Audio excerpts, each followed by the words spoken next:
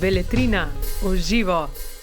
Pozdravljeni, veseli me, da nocoj v pogovoru predstavljam Jana Wagnerja, prejemnika letošnje nagrade Pont, ki je podeljena drugič. Prvi prejemnik je bil Josip Osti in želimo si, da bi ta nagrada imela še bogato tradicijo. Jan Wagner je nemški pesnik, tudi prevajalec iz angleščine, prevedel je med drugim Charlesa Simika, pa Simona Ermitaža in številne druge nemške pesnike. Je prejemnik ugledne nemške nagrade Gregor Podlogar in ker je tak povezovalec in različnih svetov, smo mu podelili, je letos sprejel to nagrado.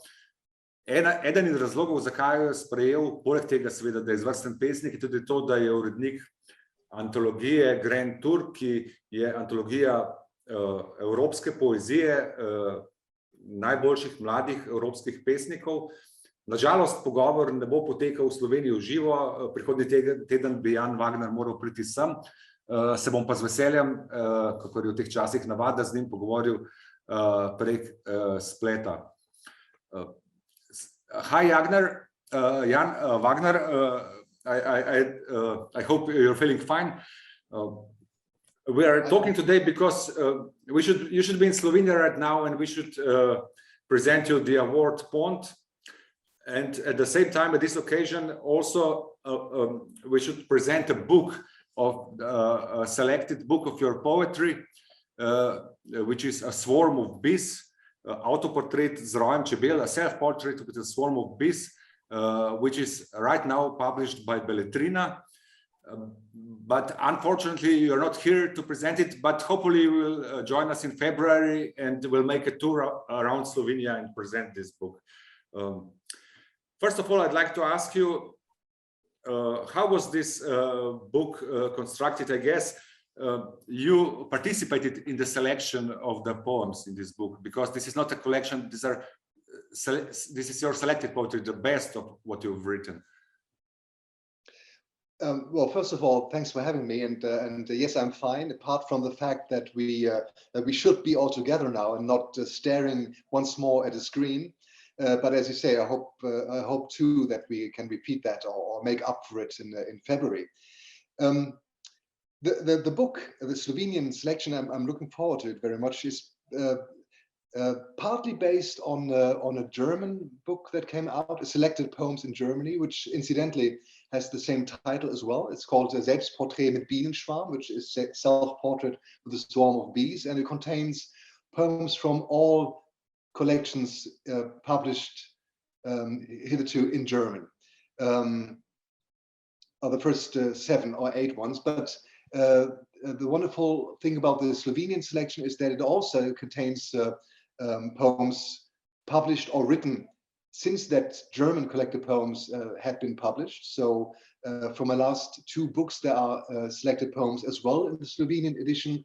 Plus, it was suggested that we should include some prose as well, some essays, some sort of prose excerpts. So it's actually a lot more, a lot broader in concept than the German selection was ever intended to be. It's both prose and poetry, and so for me a very rich overview, which I'm thankful for.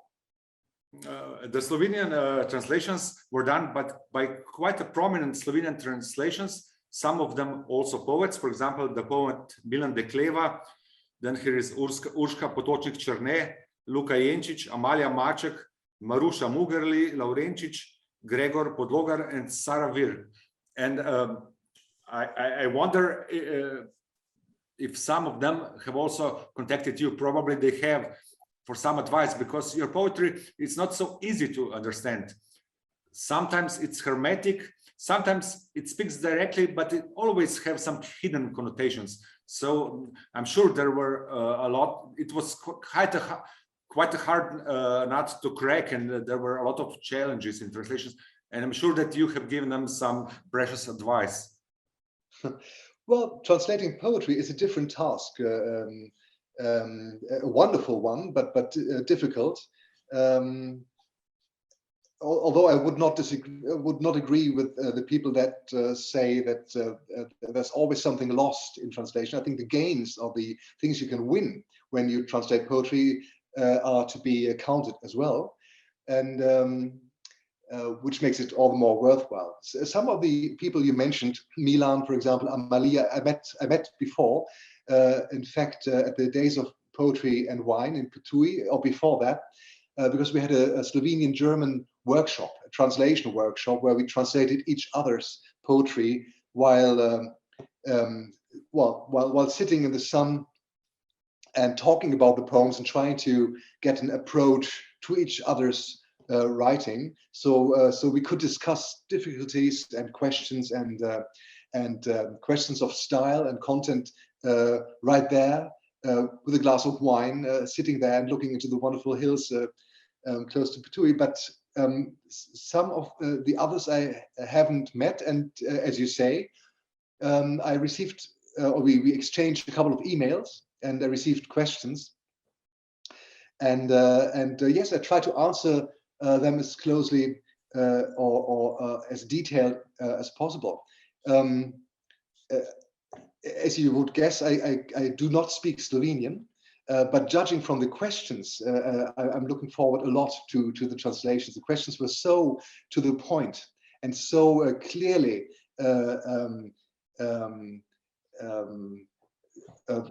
founded on a close reading of the poems and a very deep understanding of formal matters and so on, that I was very happy to receive them and to answer them. Receiving questions is always, I think, a good sign when something is translated. And I personally, when I translate somebody who's still alive from the English language, for example, I always try to ask questions. Even silly questions can turn out to be fruitful in a way. So yes, we we discussed several problems and formal constructs, idioms, for example, and I think I hope the answer did make sense, at least a little bit. And the title itself, a self-portrait with a swarm of bees, is intriguing to me. It makes me wonder a bit about the content and also about your identity. But I guess as a good poet, every poet questions a bit about his identity, because the connotations I get, on the one hand, is a famous self-portrait in a convex mirror done by John Ashbery. But since here is a swarm of bees, it also, I get the association of the futurist concept of parole in libertà, you know, that are flying like a swarm of bees.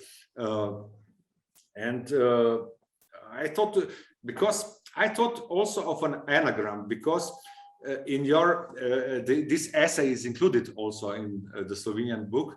When you were awarded a membership in the German Academy of Science and Arts, you had this speech, and you say that you are actually questioning your very name, Jan Wagner, and you thought perhaps I should make an anagram out of it, do something else, and I get this association also with this form of bees. The letters are perhaps flying around a bit, the meanings, and perhaps in this book you are not even Jan Wagner anymore, you are an intriguing poet. I don't know, what's the implication in this title?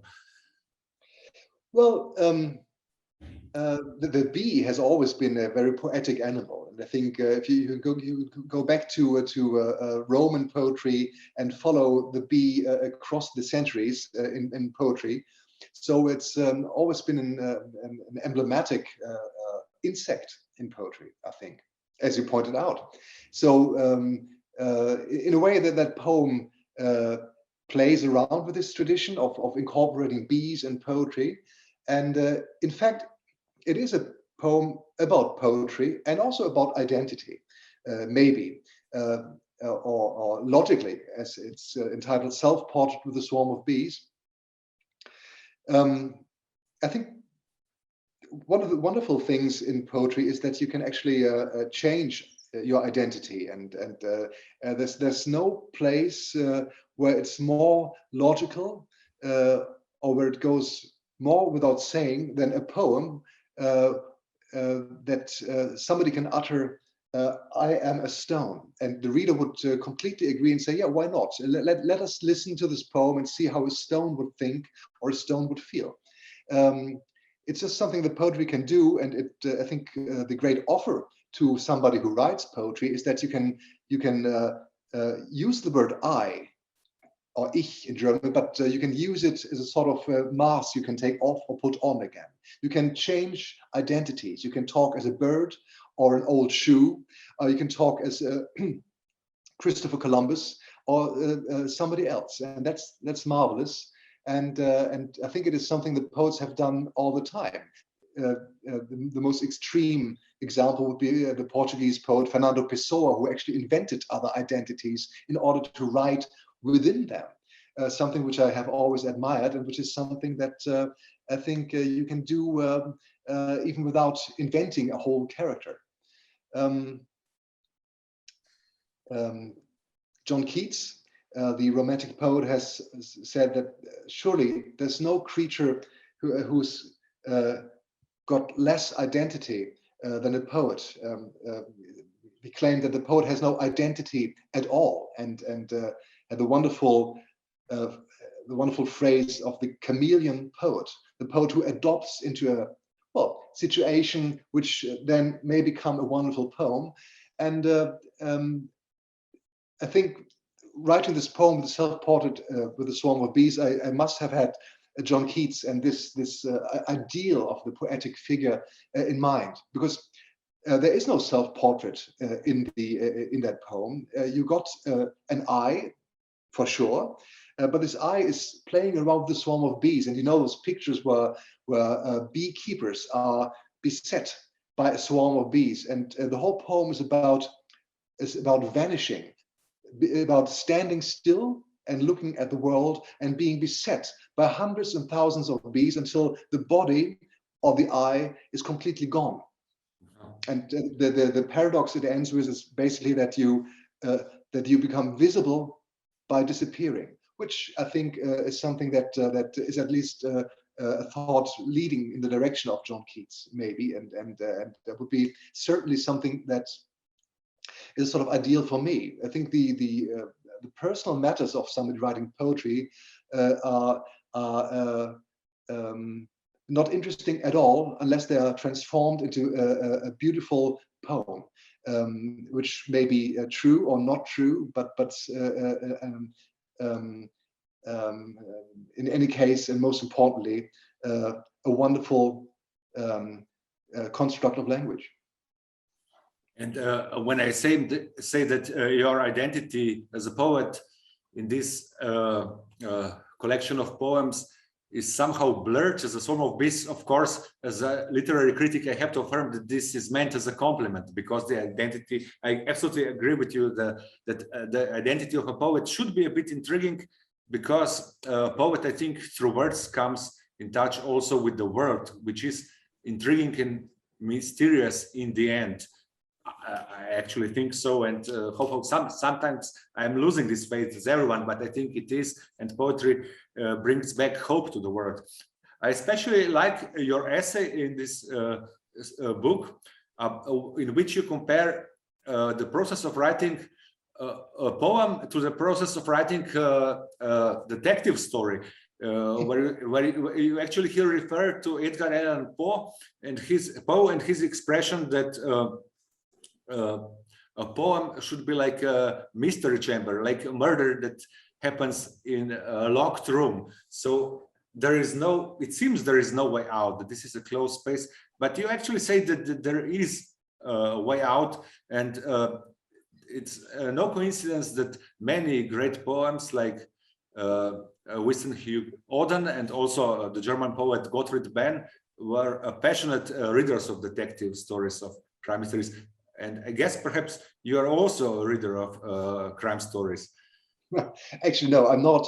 But as you said, it was an interesting fact for me that so many poets admire and read detective stories. You mentioned Auden and Ben, Bertolt Brecht as well. Pablo Neruda was also, I think, he had a whole library in Chile full of crime novels. whole rooms full of detective stories. So there's such an astonishing numbers of poets who like crime novels that I wanted to get deeper into that question. And as you said, I ended up with Edgar Allan Poe, who was not only one of the founders of modern poetry, but also the founder of the classic modern detective story. And that can't be a coincidence, I think. And it's peculiar to, if you read his description of the detective in his famous classic Rue Morgue murder mystery, you cannot help but notice that he uses the same vocabulary or the same words or the same voice almost as in his essay on poetry. So that was interesting, and led up to this locked room syndrome, where again I think the mystery is that something is vanishing. So if you compare it to a poem, the locked room mystery, where the murderer has suddenly gone and you find only the dead body and possibly some link leading to the solution of the mystery. The essay suggests that also in the poem, the poet, including his or her sentiments, grievances, wishes and hopes, disappears or has to disappear in order to make the poem a good one. And in your essay, you describe a very interesting experience when one of the, I think it's secondary school or perhaps primary school professors took one of your poems with the title Tea Bag. It's actually a two-part haiku, a very brief poem, and he presented it to his students as a riddle, actually. But you here make a distinction that perhaps his process was not right, because he was only searching for the right answer, and the poem does not have a right answer. Just there is not a simple solution to any good poem, and you make a distinction between a riddle, a poem as a riddle, and a riddle of a poem. This is should be something completely different, because when you were writing, you started from a different process. You actually thought of a mystery of a tea bag and were looking for associations, I guess, for the mystery of meaning and the essence of a tea bag. They were just searching for a simple answer.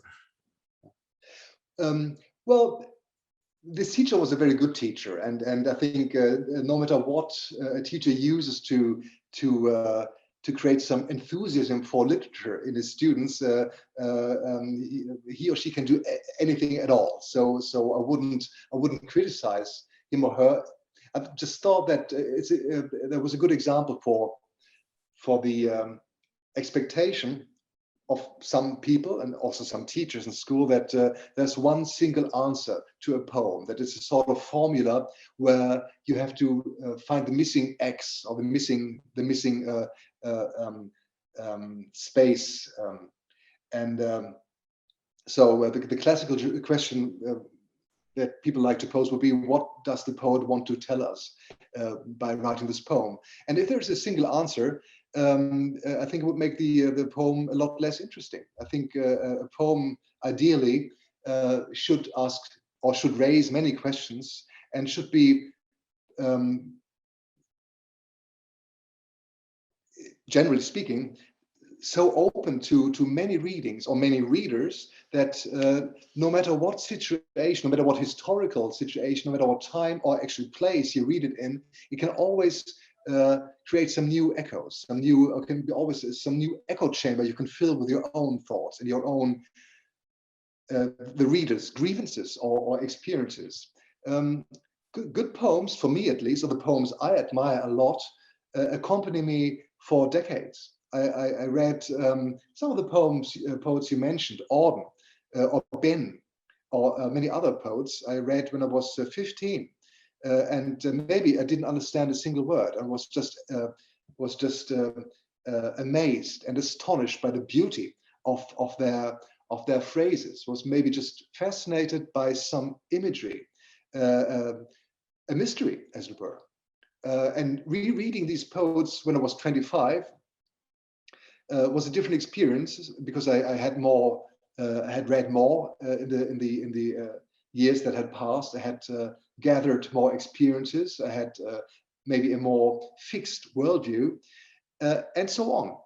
35, 45, I can read and reread these poems, and no matter what situation I am in, no matter what age I have, these poems are always new poems to me, although I know them very well. They're open enough to accompany me throughout my life, and they're open enough they can bear all different answers and all different experiences, and that makes them also great poems. I think that they don't give a single answer, but they are open to new readings, and they can accompany and soothe you for your whole life. And though your poetry, as really good poetry, is a sort of a riddle, a mystery, not a riddle, a mystery to the reader, and it sounds dramatic sometimes, I think quite often, if I read the poems in connection to your essays, there must be quite often actually a very factual background of how they were constructed, and I guess it goes back to your childhood.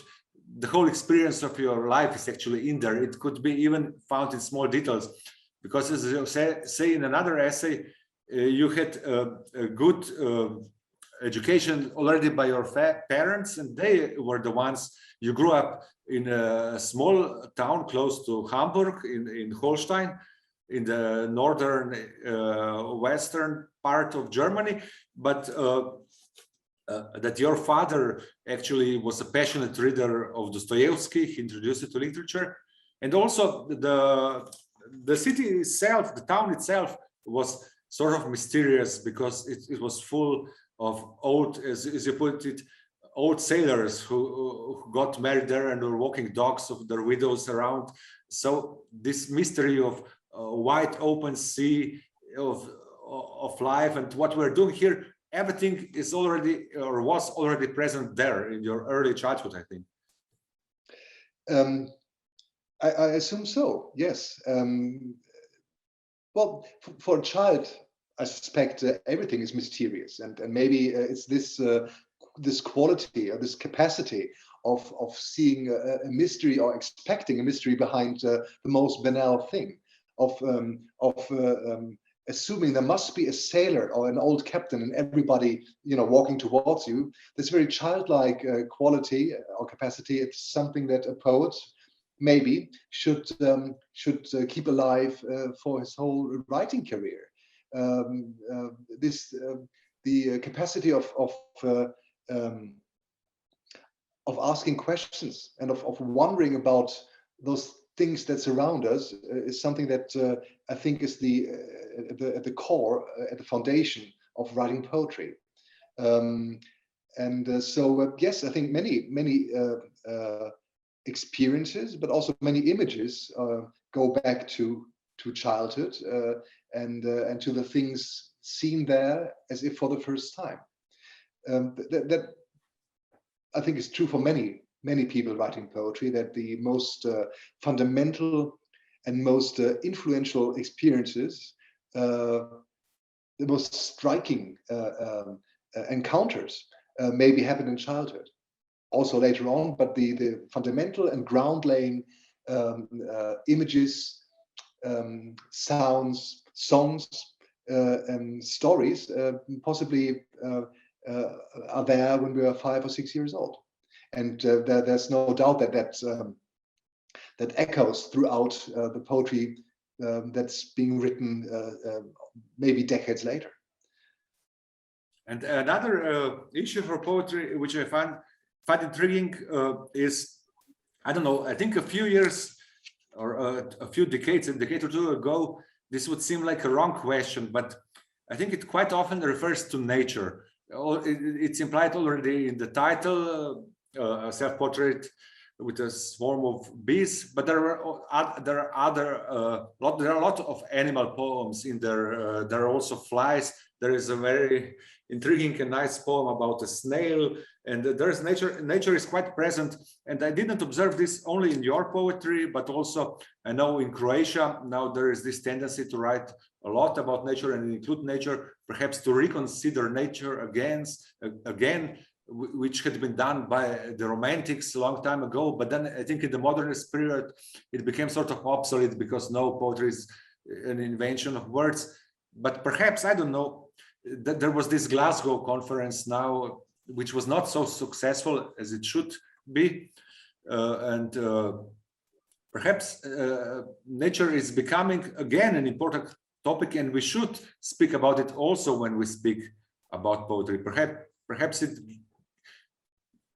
poetry is one of the genres that brings us closer to the right attitude to nature, and I think it shows in some parts of your poems as well. Well, I think you're absolutely right. The whole field of nature poetry has received a different image. The more precarious the situation is, and the more endangered nature is by ourselves, the more political, naturally, the writing about nature will be. If every animal poem that you write, whether you write about a heron or a chameleon or a humpback whale, with every creature you write about, you have to wonder, will this creature be here with us tomorrow, or will it be extinct like so many other creatures that once were there but are not there anymore?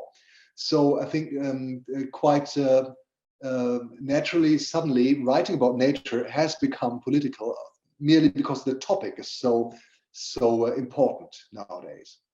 That was different a long time ago, of course, and even before the whole subject matter became so acute and so much part of our daily reading. I was writing animal poems because it's just something. It's just part of the world which is out there. As you know, I write about chainsaws and tea bags as well, or historical figures, or science. But I do like writing about certain creatures as well, or plants. But that doesn't mean that I withdraw from the world of history, of facts, of politics. It's just like the teabag poem you mentioned. The subject matter is a starting point. It's a starting point from which you can try to look at the subject matter from all different angles. It's a starting point from which, or leaving from which, you can try to find out what other allusions there are, what word material can gather around a chameleon, a tea bag, and so on. So hopefully the end point will be a long way away from the starting point, the subject matter. I think even writing about a horse or a pig, you can and without having in mind the catastrophe which is going on at the moment. But even then, I think all those great subject matters can be part of a poem about a horse or a pig. It just, those grand questions, I think, leaving aside the ecological disaster, all the grand questions that have always played a role in poetry, love and death and loss, they are always there anyway. But if you focus on the subject matter, and it doesn't really matter whether it's a box of matches or a racehorse, all those great subject matters will be part of the poem if you carefully focus on the senses, on the language, and try to dig as deeply as possible into your subject matter. Another of your projects which you have to mention is that when you were some time back ago, when you were studying at Trinity College in Dublin, in Ireland, you became an editor of this peculiar magazine, which was published in the form of a box. How can you publish poems in a box? I don't know how much material does it contain, and who came and upon this idea? I think you met one guy who did it before you. He introduced you to it, and can you tell us a bit more about this project? Because perhaps we could do something similar also in Slovenia. Sure. Yeah, well, as far as the postal service is concerned, it's a terrible idea to publish poems in a box, because it's very hard to stuff it into the mailbox. It's much too big and much too. It's not easy enough to handle. Yeah, when I was studying, even before I went to Ireland, I met some guys in Hamburg who published this literary cardboard box. The whole project was based on basically on Marcel Duchamp, the artist who presented some of his work in boxes as well. So it was the attempt to transfer that idea from the visual arts into literature. And the whole idea was that you'd present poetry, but also prose, and also visual art, drawings, prints, as a loose paper collection. So the reader was invited to create his own order, put on top a poem he or she liked, or throw away a piece of prose altogether.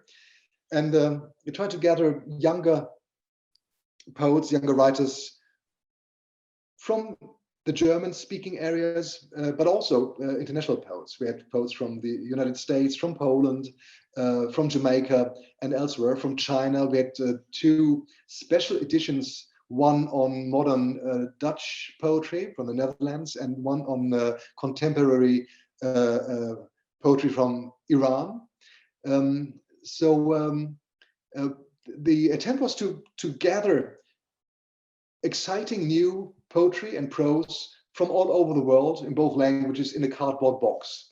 So the cheapness of the appearance was to be counterbalanced by the wealth inside, and the reader was invited to go along and to be part of the creation insofar as he was supposed to order and brush through the content himself.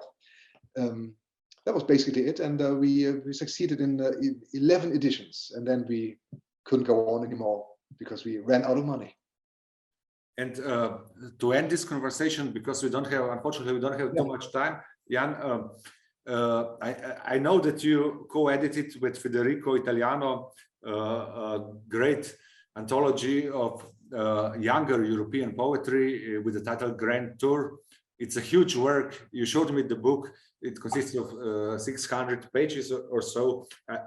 I'd really have to ask someone to buy to me for a New Year present, and I will do it. I'm going to do it. I promise. This is my New Year promise. I'm going to buy this book, to get this book.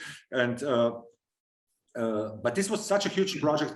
I'm sure just the two of you couldn't have read everything and selected everything. I think other people have probably helped too. You have asked for advice, some poets from different countries, probably some editors. And another interesting fact is that this anthology ends with younger Slovenian poetry. So I don't know, can you tell us a bit more? Perhaps somebody, now we live in an internet time of internet, somebody would be interested to buy it online for a Christmas present for his or her beloved, for his mother, grandmother, son, whatever. It sounds like a really great book to read. Well, thanks for saying that. It's a big and heavy book, and it contains poems from younger poets, meaning born in '68 or later, from all across Europe. And by Europe, we mean not the European Union, but Europe thought in a much bigger way. Europe is a much larger geographical and cultural concept. So it's poetry from 49 countries and 46 languages, including poems from Iceland, from the Ukraine, and so on. So Europe in the broadest possible historical sense. Hundreds of poets, as you mentioned, and of course, every poem is there in a German translation, but also in the original version. So the wealth, and this is one of the great treasures of Europe, isn't it? That we have all those fantastic languages. This wealth of languages, European languages, was to be presented as well. So in the margin you have the Georgian, the Hebrew, the Russian, the Greek originals. So you can also, if you can, read the original poem itself. And if you cannot, you can at least admire the writings, admire the Armenian, for example, and the Georgian, which is a beauty in itself. And yes, Federico and I speak a couple of languages, but we don't speak 49 languages, and we certainly don't have the overview over what's happening in all these countries. So the first thing to do, and it took us a long time, was to establish a sort of network. And we received help by hundreds of experts, translators, poets, publishers in all the countries. We try to get in touch with as many people as possible. And then by talking to them and exchanging letters, we try to find out what is happening in those countries and those languages, what poets should we read, and what poets would they recommend to us. So we got a list of thousands of names and then tried to find out who was to be read at all in a language we can understand. So we were dependent on translations into English, Italian, French, or German. But fortunately, this exchange is going on. So we found at least translations of a couple of poems for every single poet. And then we built, with the help of all these people, this collection, which contains 7 journeys and 7 countries each. But it's not the whole scheme is not from you don't go from Albania to Bulgaria and so on, but it's a sort of imaginary travel. So you hop impossible journeys. You couldn't do those journeys in real life. You go from Georgia to Iceland to Finland to Portugal and so on. Imaginary travels through an imaginary poetic Europe. And it begins with Poland and it ends, as you said, with Slovenia. But really, you're invited to brush through it and to hop right there into the middle and try try to see where you end up by opening just any page. Thank you very much for this conversation, Jan. I really hope we see each other in February, that the situation gets better, and we will present your book, Self-Portrait with a Swarm of Bees, Avtoportret z rojem, čebel, ki je pravkar prišla pri Beletrini, which was published by Beletrina right now to the Slovenian readers. And we will also give you the award, as it should be done, with a walk through the wonderful old town of Koper, and you will enjoy also the Slovenian coast and drink a glass of wine with us. So I'm really looking forward to see you in February. Yeah. Let's keep our fingers crossed. I hope very much that we get a chance to see each other and go for a walk, and to see all of you would be a pleasure. Thank you. Thank you. Beletrina, živo.